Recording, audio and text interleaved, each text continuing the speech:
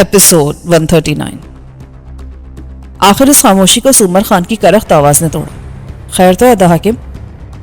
खैर नहीं है बाबा, बिल्कुल खैर नहीं है। सब कुछ खत्म हो गया। साफ साफ बात करो हाकिम अली। मैंने उसका गिरेबान पकड़कर बुरी तरह झंझोड़ दिया। पहेलियां मत बुझाओ।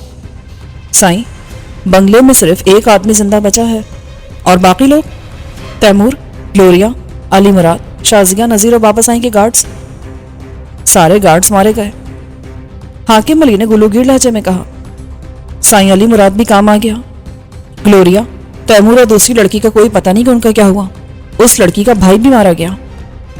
मेरे जहन में आंधियां सी चलने लगी। कानों में साईं साईं की आवाज गूंज रही थी। अचानक मुझे चक्कर सा आया और अगर सुमर खान आगे बढ़कर मुझे सहारा ना देता तो शायद मैं औंधे मुंह फर्श पर गिर पड़ता। उसने मुझे सहारा देकर चारपाई पर बिठाया और जल्दी से पानी का कटोरा भर के मेरे होंठों से लगा दिया। पानी पीने के बाद मेरे हवास कदरे बहाल हुए। तुम्हें ये तलात किसने दी है? मैंने बताया तो था कि वहां सिर्फ एक फर्द बचा था। वो 12-13 साल का एक बच्चा है। जब हमला हुआ तो उसने वाटर टैंक में छुपकर अपनी जान बचाई थी। तो उस बच्चे को तुमने वहीं छोड़ दिया? नहीं साईं, बंगले को तो पुलिस ने सील कर दिया है। मोहल्ले वालों का ख्याल है कि वहां डाकुओं ने हमला किया था। ये तो कल के अखबारात से मालूम होगा कि पुलिस क्या कहती है। वो बच्चा इस वक्त कहाँ है? गाड़ी में। वो बहुत ज्यादा सहमा हुआ है और अपने साये से भी भड़क रहा है। मैं भी उसे बहुत मुश्किल से अपने साथ लाया हूँ। बंगला तो पुलिस ने सील कर दिया, फिर वो बच्चा तुम्हें कहाँ से मिल गया? वो बहुत ज़हीन बच्चा है। उसने गाड़ी का नंबर देखकर पहचान लिया कि ये आपकी गाड़ी है। उसकी आदत है कि वो हर गाड़ी का मेक, मॉडल और नंबर याद रखता है। मैंने गाड़ी तो गली के कोने पर खड़ी की थी और पैदल बंगले तक गया था, मगर गेट पर पुलिस को देखकर मैं सीधा निकल गया। घूमकर गाड़ी तक पहुंचा तो उसके नजदीक ही वो बच्चा भी खड़ा था। उसने मुझसे पूछा कि ये कामरान साहब की गाड़ी है, तो मैं चौंका। फिर उसने तफसील बताई तो मैं उसे भी अपने साथ ले आया। उस बच्चे को बुलाओ। हाकिम अली फौरन ही गाड़ी की तरफ बढ़ गया। थोड़ी देर बाद वो अली के साथ मेरे सामने मौजूद था। अली वाकई बुरी तरह सहमा था। उसकी नजर जो ही पीटर पर पड़ी वो बुरी तरह चौंक उठा। पीटर भी उसे देखकर चौंका, मगर फौरन ही संभल गया। मैंने यूं जाहिर किया जैसे मैंने कुछ देखा ही नहीं।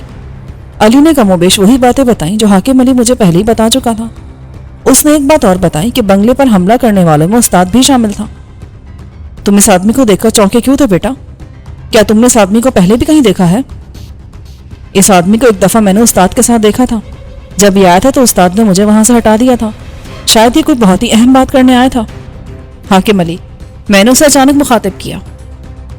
हम अभी और इसी वक्त कोर्ट चल रहे हैं। बख्शू और पीटर हमारे साथ जाएंगे। पहले हम अली को उसके घर छोड़ेंगे, फिर मैं जानू की तरफ जाऊंगा। हाजिर साईं, हाकिम अली ने कहा और अपनी गन उठाकर शाने से लटका ली। बख्शू और पीटर भी खड़े हो गए। मेरी एक बात गौर से सुन लो सुमर खान। हमारे यहाँ से जाने के बाद तुम सब कुछ भूल जाओगे। ना हम में से कोई यहाँ आया था, ना ही तुम हमें जानते हो। ये भी तुम्हारे भले के लिए कह रहा हूँ। हमारे दुश्मन इतने खतरनाक और मक्कार हैं कि वो सिर्फ इसी जुर्म में तुम्हें मौत के घाट उतार देंगे कि तुमने चंद घंटे के लिए हमें पनाह दी थी।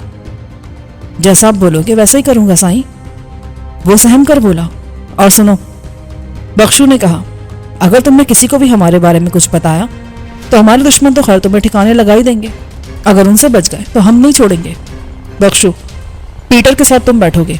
ये जरा भी गड़बड़ करने की कोशिश करे तो? आप फिक्र ही न करे साईं, मैं गोरों का वैसे भी दुश्मन हूं। फिर उसने सख्ती से पीटर का बाजू पकड़ा और उसे गाड़ी की तरफ धकेल दिया। इस गोरे का क्या करना है साईं? हाकिम अली ने पूछा। अब मैं भी इसे जिंदा नहीं छोड़ूंगा, मगर ये मुझसे कसम ले चुका है कि मैं इसे नहीं मारूंगा। इसीलिए अब ये काम तुम करोगे। इससे जो कुछ मालूम करना था वो मैं मालूम कर चुका हूँ। अब ये हमारे लिए बेकार है। वैसे भी मैं आस्तीन में सांप पालने का कायल नहीं हूँ। हम वहां से रवाना हुए तो सूरज आहिस्ता आहिस्ता गुरूब हो रहा था। मेरा इरादा था कि पहले मैं अली को उसके घर के नजदीक ड्रॉप करके आगे बढ़ जाऊंगा, मगर हाकिम अली ने मुझे मशवरा दिया कि बच्चे को उसके माँ बाप के हवाले करना ज्यादा बेहतर रहेगा। मुमकिन है वो लोग बच्चे की तलाश में वहां भी पहुंचे हों। हम लोग उस वक्त वाटर पंप के पास से गुजर रहे थे कि अचानक अली ने कहा, अंकल वकार, वो अभी एक दुकान में दाखिल हुए हैं, गाड़ी रोके। हाकिम अली ने गाड़ी रोक दी। वकार वही शख्स था जो अली को बहला फुसलाकर ले गया था। किस दुकान में गए बेटा? वो एक जनरल स्टोर है, यहां से कुछ पीछे रह गया है। हाकिम अली, तुम मेरा यही इंतजार करो, मैं भी आता हूं। बख्शू, तुम भी होशियार रहना। ये कहकर मैं अली के साथ नीचे उतर गया। میں نے علی کو سمجھا دیا کہ وہ میرے پیچھے رہے تاکہ اسے وہ شخص نہ دیکھ سکے۔ وہ خاصا بڑا جنرل اسٹور تھا، اس میں مختلف اشیاء کے کاؤنٹر علیحدہ علیحدہ تھے، وہاں زیادہ رش نہیں تھا۔ علی نے جس شخص کی نشاندہی کی وہ گرے سوٹ میں تھا، رنگت سرخ و سفید تھی اور میری طرح دراز قد تھا۔ وہ خاصی پرکشش اور وجیح شخصیت کا مالک تھا، اور کوئی یقین بھی نہیں کر سکتا تھا کہ اتنا باوقار شخص کوئی گھٹیا اور غیر قانونی کام بھی کر سکتا ہے۔ اب تم چاہو تو جا کر گاڑی میں بیٹھ جاؤ، میں اس آدمی کو لے کر ابھی آتا ہوں۔ علی نے اس بات میں گردن ہلائی اور واپس چلا گیا۔ میں دکان میں داخل ہوا۔ وہ شخص شیونگ کریم اور پرفیوم وغیرہ دیکھ رہا تھا۔ میں اس کے برابر میں جا کھڑا ہوا، پھر اچانک دوستانہ انداز میں اس کے کندھے پر ہاتھ مارتے ہوئے کہا، اوہو تو یہ ٹھاٹ ہے، میں تمہیں ڈھونڈ ڈھونڈ کر تھک گیا اور تم اطمینان سے شاپنگ کر رہے ہو۔ اس شخص نے مجھے اجنبی نظروں سے گھورا، پھر سرد لہجے میں بولا، سوری میں آپ کو پہچانا نہیں، اب یہ ڈرامے بازی چھوڑ۔ میں نے اس کی پیٹھ پر ایک اور دھپ رسید کیا، اور سیدھی طرح گھر چل۔ ایسی بھی کیا ناراضگی، میاں بیوی میں جھگڑا تو ہو ہی جاتا ہے، اس کا مطلب یہ تو نہیں کہ آدمی گھر سے غائب ہو جائے۔ روبینہ صبح سے رو رہی ہے، چل اب غصہ تھوک دے اور گھر چل۔ میری بات سن کر سیلز مین بھی مسکرا دیا۔ وہ یہی سمجھ رہا تھا کہ میاں بیوی میں لڑائی ہو گئی ہے۔ شوہر صاحب روک کر گھر سے نکل گئے اور میں اس کا کوئی بے تکلف دوست ہوں جو اسے تلاش کرتا ہوا یہاں تک پہنچ گیا ہوں۔ بس یہ شیونگ کریم اور پرفیوم پیک کر دیں، میں نے سیلز مین سے کہا، باقی شاپنگ آئندہ جھگڑے پر۔ میری بات سن کر سیلز مین مسکرا دیا اور وہ چیزیں اٹھا کر کیش کاؤنٹر کی طرف چلا گیا۔ اب مذاق چھوڑیں، آپ کو غلط فہمی ہوئی ہے، نہ میں آپ کو جانتا ہوں نہ کسی روبینہ کو۔ غلط فہمی تو تمہیں ہوئی ہے مسٹر، میں تمہیں اچھی طرح جانتا ہوں۔ میرا جو ہاتھ جیکٹ کی جیب میں ہے اس میں لوڈڈ ریوالور ہے، اور میں جیب کے اندر سے بھی فائر کر سکتا ہوں۔ مجھے غور سے دیکھو، تم نے میرا نام ضرور سنا ہوگا کہ تم جیسے ہر شخص نے میرا نام سن رکھا ہے، میں کامران ہوں۔ میری بات سن کر اس کا چہرہ دھواں ہو گیا۔ وہ تھوک نکل کر بولا، مگر تم مجھ سے کیا چاہتے ہو؟ فی الحال تو یہاں سے نکلو اور چپ چاپ میرے ساتھ چلو، ورنہ میں صرف ایک فائر کروں گا اور تمہارا کھیل ختم ہو جائے گا۔ میں اس کے ہاتھ میں ہاتھ ڈال کر یوں چلنے لگا جیسے ہم دونوں برسوں کے بعد ملے ہوں۔ اپنے ہاتھ جیبوں سے دوری رکھو، کاؤنٹر پر ادائیگی میں کر دوں گا۔ میں نے سرگوشی کی۔ ادائیگی کر کے میں نے شاپنگ بیگ اس شخص کو تھمایا اور ہم دکان سے باہر آ گئے۔ تم مجھے کہاں لے کے جا رہے ہو؟ اب اس کے لہجے میں خوف تھا۔ کہیں بھی نہیں، بس تم سے چند باتیں کرنا ہے، زیادہ پریشان مت ہو۔ ہم گاڑی کے پاس پہنچے تو بخشو نے دروازہ کھول دیا۔ علی کو دیکھ کر وہ شخص یوں اچھلا جیسے اس کا پاؤں جلتے ہوئے انگارے پر پڑ گیا ہو۔ بخشو تم فرنٹ سیٹ پر چلے جاؤ، میں اپنے دوست کے ساتھ بیٹھوں گا۔ چلو اب شرافت سے گاڑی میں بیٹھ جاؤ۔ میں نہیں بیٹھوں گا، تم مجھے کہاں لے جا رہے ہو؟ اس نے قدرے بلند آواز میں کہا۔ میں نے اسے ہلکا سا دھکا دیا اور ایک دم ریوالور نکال لیا۔ میرا ہاتھ گاڑی کے اندر تھا، اس لیے ریوالور باہر سے کسی کو نظر نہیں آ سکتا تھا۔ یہ دیکھ کر وہ خاموشی سے گاڑی میں بیٹھ گیا، اس کے ساتھ ہی میں بھی گاڑی میں بیٹھ گیا۔ میرے بیٹھتے ہی حاکم علی نے گاڑی جھٹکے سے آگے بڑھا دی۔ ہاں اب بتاؤ، تم نے ان بچوں کو اغوا کیوں کیا تھا؟ کون سے بچے؟ میں نے کسی بچے کو اغوا نہیں کیا۔ اتنا جھوٹ مت بولے انکل وقار، آپ مجھے اپنے ساتھ نہیں لے گئے تھے کیا؟ میں تو تمہیں جانتا تک نہیں ہوں، تم نے کہیں سے میرا نام معلوم کر لیا اور مجھ پر اغوا کا الزام لگا دیا۔ پھر وہ مجھ سے بولا، میں کوئی سڑک چھاپ بدماش اور چکا نہیں ہوں کامران صاحب، بلکہ تم تو بہت اونچے درجے کے بدماش ہو۔ میں چھوٹے موٹے چکوں پر ہاتھ ڈالتا بھی نہیں ہوں۔ میں آپ کو یہ بتانا چاہ رہا تھا کہ میں کوئی معمولی آدمی نہیں ہوں جناب، آپ کو اپنی اس حرکت پر پچھتانا پڑے گا۔ پچھتا لیں گے بھائی۔ بیٹا تم حاکم انکل کو اپنے گھر کا راستہ بتاؤ۔ علی حاکم کو راستہ بتانے لگا۔ جلدی ہم علی کے گھر تک پہنچ گئے۔ حاکم علی نے گاڑی گلی کے باہر ہی روک لی تھی۔ بخشو تم علی کے گھر جاؤ اور وہاں سے اس کی امی یا والد کو بلا لاؤ، علی فی الحال یہیں رہے گا، ممکن ہے وہاں دشمنوں کا کوئی آدمی موجود ہو۔ بخشو گاڑی سے اتر گیا۔ سیدھے ہاتھ پر چوتھا مکان ہمارا ہے، کالے رنگ کا مین گیٹ ہے اور کال بیل کے ساتھ ہی انٹرکام بھی ہے۔ تقریباً 15 منٹ کے بعد بخشو کی واپسی ہوئی۔ وہ اکیلا ہی آیا تھا۔ اس نے بتایا کہ گھر میں اس وقت کوئی موجود نہیں ہے، مین گیٹ پر تالا پڑا ہے۔ میں نے آس پاس والوں سے پوچھا تو معلوم ہوا کہ یہ لوگ تو اسی وقت سے موجود نہیں ہیں جب سے ان کا بیٹا گم ہوا ہے۔ بخشو کی بات سن کر علی رونے لگا۔ روتے نہیں ہیں بیٹا، تم تو بہادر بچے ہو۔ اب یہ بتاؤ کہ یہاں تمہارا کوئی اور رشتہ دار بھی موجود ہے؟ یہاں سے کچھ ہی فاصلے پر میرے ایک ماموں بھی رہتے ہیں، علی نے بتایا۔ چلو پھر ہم تمہیں ان کے گھر چھوڑ دیتے ہیں، انہیں ضرور معلوم ہوگا کہ تمہارے امی ابو کہاں ہیں۔ نارتھ ناصر آباد کے بلاک اے میں علی کے ماموں حمید الحق صاحب کا بنگلہ تھا۔ وہاں بھی پہلے بخشو ہی گیا اور حمید الحق صاحب کو بلا لایا۔ علی دوڑ کر ان سے لپٹ گیا اور پھوٹ پھوٹ کر رونے لگا۔ تم کہاں چلے گئے تھے بیٹا؟ حمید صاحب نے کہا، پھر مجھ سے مخاطب ہوئے، جناب یہ بچہ آپ کو کہاں سے ملا؟ یہ خاصی لمبی کہانی ہے اور فی الحال میں بہت جلدی میں ہوں، ساری ڈیٹیلز آپ کو علی خود بتا دے گا۔ موقع ملا تو جلدی آپ سے ملاقات کروں گا۔ خدا حافظ۔ اچھا علی بیٹا، خدا حافظ۔ اب یہ رونا دھونا بند کرو، اب تو تم اپنے ماموں کے پاس پہنچ گئے ہو۔ انکل آپ کچھ دیر ٹھہر جائیں نا، میں انشاءاللہ جلدی دوبارہ آؤں گا، میں نے کہا اور حاکم علی کو چلنے کا اشارہ کیا۔ اب کہاں چلنا ہے سائی؟ سیدھے گوٹ چلو، ابھی اگر ہم نان اسٹاپ چلیں تو صبح کے 3 بجے تک گوٹ پہنچ جائیں گے۔ سائی میری مانے تو ابھی گوٹ کی طرف مت جائیں، وہاں آپ کے لیے خطرہ ہی خطرہ ہے۔ میں تو ہمیشہ خطرے میں رہتا ہوں، تم گوٹ چلو۔ پھر میں وقار سے مخاطب ہوا، اگر تم نے کوئی چالاکی دکھانے کی کوشش نہیں کی تو 2-1 دن میں خیریت کے ساتھ گھر پہنچ جاؤ گے، ورنہ تمہیں گولی مار کے لاش یہیں کہیں پھینک دوں گا۔ پیٹر تم ذرا اس کا دھیان رکھنا۔ میں نے یوں کہا جیسے پیٹر بھی ہمارے ساتھ ہی ہو۔ گاڑی اب ہائی وے پر فراٹے بھر رہی تھی۔ ٹول پلازا سے گزرنے کے بعد میں نے حاکم علی سے پوچھا، تم نے پیٹرول اور آئل وغیرہ چیک کر لیا تھا نا؟ جی سائیں۔ آخر تم لوگ مجھے کہاں لے کے جا رہے ہو؟ وقار کا انداز اب رو دینے والا تھا۔ اگر تم نے میرے سوالوں کے جواب سچ دیے تو ہم تمہیں کہیں نہیں لے جائیں گے، یہیں کہیں ہائی وے پر اتار دیں گے۔ راہ سے تمہارا کیا تعلق ہے؟ راہ سے تو میرا کوئی تعلق نہیں ہے۔ وہ حیرانی سے بولا۔ میں نے اچانک اس کے پیٹ میں کوہنی دے ماری۔ میں نے کہا کہ سچ بولو، میری بات کا یقین کرو، میں چھوٹے موٹے غیر قانونی کام ضرور کرتا ہوں، مگر راج ایسی بڑی تنظیم سے میرا کیا تعلق ہو سکتا ہے؟ میں صاحب حیثیت لوگوں کو لوٹتا ہوں، شاپنگ کرتا ہوں، جعلی کاروباری کمپنیوں کی آڑ میں مالیاتی اداروں سے قرضے لیتا ہوں، مگر ہیروئن اور اسلحے کی اسمگلنگ کا نام نہیں لیا تم نے؟ میں نے ہوا میں تیر چھوڑا جو نشانے پر لگا۔ ہیروئن کی اسمگلنگ بھی کر لیتا ہوں، مگر اسلحے سے میرا کوئی تعلق نہیں ہے، اور بردہ فروشی بھی نہیں کرتے۔ میں برا آدمی ضرور ہوں کامران صاحب، مگر اتنا گھٹیا نہیں کہ بردہ فروشی جیسا مذموم کام کروں۔ میں نے پھر کوہنی اس کے پیٹ میں ماری۔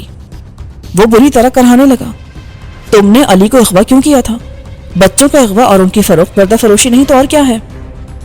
تم شاید میری بات کا یقین نہ کرو، وہ کراتے ہوئے بولا، مگر اب تم نے اتنا بڑا الزام لگایا ہے تو میں سچ ہی بولوں گا۔ اب سے چند ماہ پہلے ایک شخص سے میری ملاقات ہوئی تھی، وہ میرے ساتھ کاروبار کرنا چاہتا تھا، مگر جلدی مجھے اندازہ ہو گیا کہ اس کی جیب میں کچھ نہیں ہے اور یہ میرے ہی قبیل کا آدمی ہے۔ شاید اسے بھی اندازہ ہوگا کہ میں اسے چیٹ کرنا چاہتا ہوں۔ پھر ہم نے اپنے اپنے پتے ایک دوسرے کو شو کر دیے۔ اس نے مجھ سے کہا کہ اگر ہم مل کر کاروبار کریں تو کئی گنا زیادہ کما سکتے ہیں۔ اس نے کہا کہ تم خوبصورت شخصیت کے مالک ہو، تم چند ایسے ذہین بچوں کو گھیر کر لاؤ جنہیں ہم ہیروئن کی اسمگلنگ میں کریئر کے طور پر استعمال کریں۔ کسٹمز کے حکام بچوں پر بالکل شبہ نہیں کرتے، خاص طور پر اس صورت میں جب بچہ تنہا سفر کر رہا ہو۔ میں نے اس سے پوچھا بچوں کو اس کام کے لیے راضی کیسے کیا جائے گا، تو اس نے جواب دیا کہ تم یہ کام مجھ پر چھوڑ دو۔ میں نے 1 مہینے کی محنت کے بعد علی اور اس کے 3 دوستوں کو اس شخص کے حوالے کر دیا۔ اگر تم اسے بردہ فروشی کہتے ہو تو میں اس سے انکار نہیں کروں گا۔ ہاں اس کی ہدایت ہے کہ میں ہفتے کو رات 8 بجے کے بعد کہیں نہ جاؤں۔ اس رات وہ کسی بھی وقت کال کر لیتا ہے مجھے۔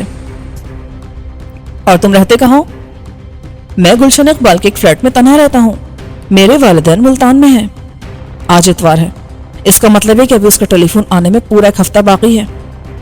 پھر میں نے اچانک پوچھا، گزشتہ رات بھی تو اس سے بات ہوئی ہوگی، اس نے کوئی خاص بات کی تھی؟ وہ خاصا پریشان لگ رہا تھا، کہنے لگا اس ہفتے ملاقات نہیں ہو سکے گی، مگر میں کسی کے ذریعے رقم بھجوا دوں گا۔ میں نے پریشانی کی وجہ پوچھی تو اس نے گالی دے کر کہا، کامران ہماری راہ پر لگ چکا ہے، اس نے ایک بچے کو بھی اپنے قبضے میں لے لیا ہے، ویسے لگتا ہے اب اس کی موت آ گئی ہے، اب میں اس سے نمٹنے کے بعد ہی تم سے ملاقات کروں گا۔ میں نے کہا اگر اس کی کوئی تصویر تمہارے پاس ہو تو مجھے بھی دے دو اور اس کے متعلق مجھے مزید تفصیل سے بتا دو، ممکن ہے وہ میرے ہاتھ پہ چڑھ جائے۔ وہ میری بات سن کر پاگلوں کی طرح ہنسا، پھر بولا، بے وقوف، وہ کوئی سڑک چھاپ بدماش یا ہیروئن فروش نہیں ہے، بین الاقوامی دہشت گرد ہے۔ خیر میں تمہیں اس کی تصویر دے دوں گا، تمہیں تو وہ بالکل پہچانتے ہی نہیں ہے، کہیں بھی نظر آئے تو بے دھڑک اسے گولی مار دینا، میں بعد میں ہر قسم کی صورتحال سے نمٹ لوں گا، میرے تعلقات بہت اوپر تک ہیں۔ اگر تم نے یہ کام کر دیا تو میں تمہیں اس کام کا اتنا معاوضہ دوں گا کہ تم نے تصور بھی نہیں کیا ہوگا۔ میرے پوچھنے پر اس نے بتایا کہ وہ مجھے کامیابی کی صورت میں 25 لاکھ روپے دے گا۔ اب سے 12-13 سال قبل 25 لاکھ کی رقم واقعی بہت بڑی رقم تھی۔ اس نے وعدہ کیا کہ جب وہ اگلے ہفتے مجھے ٹیلی فون کرے گا تو ملاقات کا وقت اور مقام طے کر لے گا، وہیں وہ تمہاری تصویر میرے حوالے کر دے گا۔ گاڑی انتہائی تیز رفتاری سے گوٹ کی طرف دوڑ رہی تھی۔ اس سے کہیں زیادہ تیز رفتاری سے میرا ذہن کام کر رہا تھا۔ پہلے میرا ارادہ تھا کہ پیٹر کو حاکم علی یا بخشو کے ہاتھوں ہلاک کروا کے یہیں کہیں راستے میں ڈال دوں گا، مگر اب میں نے اپنا ارادہ بدل لیا تھا۔ میں اسے زندہ چھوڑنا چاہتا تھا۔ اپنے لوگوں کے لیے واقعی وہ پٹا ہوا مہرا تھا، اب وہ اسے کسی طور زندہ نہیں چھوڑ سکتے تھے۔ گاڑی روکو حاکم علی۔ حاکم نے بغیر کوئی سوال کی گاڑی ایک طرف روک دی۔ پیٹر، میں نے تمہیں آزاد کرنے کا وعدہ کیا تھا نا، جاؤ، میری طرف سے تم آزاد ہو، اب فوراً گاڑی سے اتر جاؤ۔ پھر میں نے حاکم علی سے کہا، اسے اخراجات کے لیے کچھ رقم دے دو تاکہ یہ کراچی تک پہنچ سکے۔ نہیں کامران، میں ابھی کراچی نہیں جانا چاہتا، ابھی تو میں نے اس ملک سے فرار کی کوئی پلاننگ بھی نہیں کی ہے، یہاں رہنے کا تو سوال ہی پیدا نہیں ہوتا، ورنہ میں ہر قیمت پر مارا جاؤں گا۔ ابھی تم مجھے اپنے ساتھ ہی رکھو۔ ہم اس وقت گوٹ جا رہے ہیں، وہاں سے شاپورہ بیلے کی طرف جائیں گے۔ تم ہمارے ساتھ رہے تو ہر آدمی تجسس میں مبتلا رہے گا کہ غیر ملکی اس علاقے میں کیا کر رہا ہے۔ تمہاری وجہ سے ہمارے لیے خطرات بڑھ جائیں گے، ہم تمہیں ساتھ کیسے رکھ سکیں گے؟ تو پھر مجھے یہیں کہیں گولی مار کے پھینک دو، میں تمہیں قسم سے آزاد کرتا ہوں، یا پھر اپنا ریوالور مجھے دے دو، میں خود ہی اپنا خاتمہ کر لوں گا۔ میں چند لمحے اس کی بات پر غور کرتا رہا، پھر ایک فیصلہ کر کے بولا، میں تمہیں ایک شرط پر اپنے ساتھ رکھ سکتا ہوں۔ میں بغیر سنے تمہاری ہر شرط ماننے کو تیار ہوں۔ اتنی جلدی فیصلہ مت کرو پیٹر، پہلے میری بات پوری سن لو۔ کراچی واپسی پر تم ہمیں یار محمد شاہ کے بنگلے میں لے جاؤ گے، اگر تمہیں یہ شرط منظور ہے تو ٹھیک ہے، ورنہ مجھے منظور ہے۔ میں کئی دفعہ اس کے بنگلے میں گیا ہوں، وہاں کے محافظ غیر ملکیوں سے زیادہ پوچھ گچھ نہیں کرتے، بس ہمیں خوبصورت لڑکی کا انتظام کرنا پڑے گا۔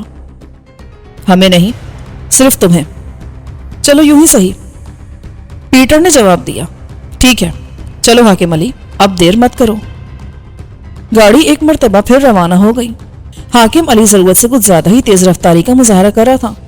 لینڈ کروزر جیسی طاقتور انجن والی گاڑی یوں بھی خاصی تیز رفتاری کے باوجود روڈ پر جم کر چلتی ہے۔ اس کے باوجود میں نے حاکم علی کو ٹوکنا مناسب سمجھا۔